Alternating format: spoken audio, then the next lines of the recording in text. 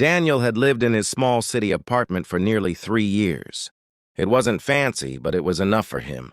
A quiet space, a narrow hallway, 2 bedrooms, and a kitchen that overlooked the busy street below. For 3 years, he thought he knew every corner, every creak of the floorboards, and every flaw in the paint. One rainy evening, while rearranging his furniture, Daniel noticed something odd. Behind the old bookshelf pressed against the far wall of his bedroom was a faint outline, like the edges of a door hidden under paint. His heart quickened. Why hadn't he seen this before? He pulled the shelf aside, brushed his fingers along the wall, and felt the subtle groove of a frame.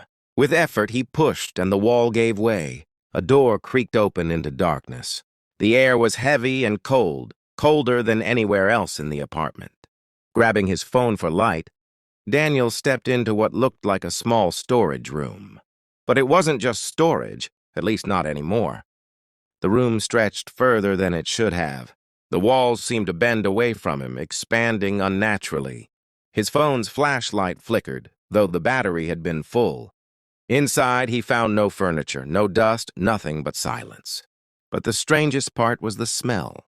Like old earth, damp stone, and something faintly metallic. When he turned back toward the doorway, his stomach dropped. The opening wasn't where he left it. The door had shifted further away, as though the room itself had grown while he was inside. Panic surged through him. He ran to the exit, grabbed the handle, and slammed the hidden door shut behind him.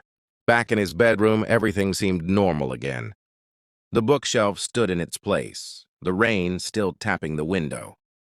But Daniel couldn't shake the feeling that he had just crossed into something he shouldn't have. That night, he couldn't sleep. Every time he closed his eyes, he swore he heard whispers, low, distant voices coming from the other side of that hidden door. And then at 3:17 a.m., he heard it clearly. A single knock from inside the wall. The next morning, Daniel convinced himself it was just a dream. He went to work, ignored the thought, and tried to live normally. But when he returned home, the urge to check the hidden room gnawed at him. He pulled the bookshelf aside once more, and the door opened easily, as though it had been waiting for him. But this time, the room was different. The walls were no longer bare. They were lined with faded wallpaper, peeling at the edges.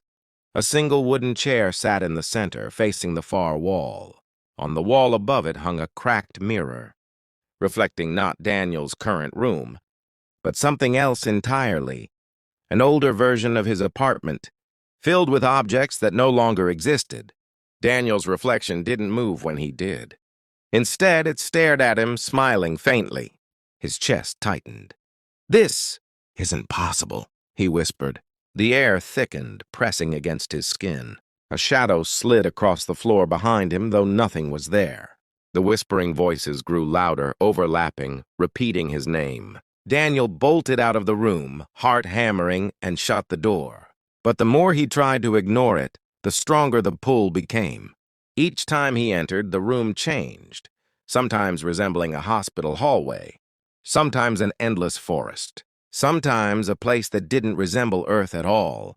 And time moved differently. One night, he spent only minutes exploring what looked like an old library inside the room. But when he returned to his apartment, his phone showed 3 hours had passed. His neighbors began avoiding him, claiming strange noises came from his apartment at night. Footsteps, screaming, and voices speaking in a language no one understood. Daniel knew the room wasn't just part of his home anymore. It was alive. And worse, it wanted him. The final straw came when he woke up in his bed one morning and found dirt under his fingernails and bruises on his arms. On the wall above his headboard, written in faint black letters, were the words, "You can't keep closing the door.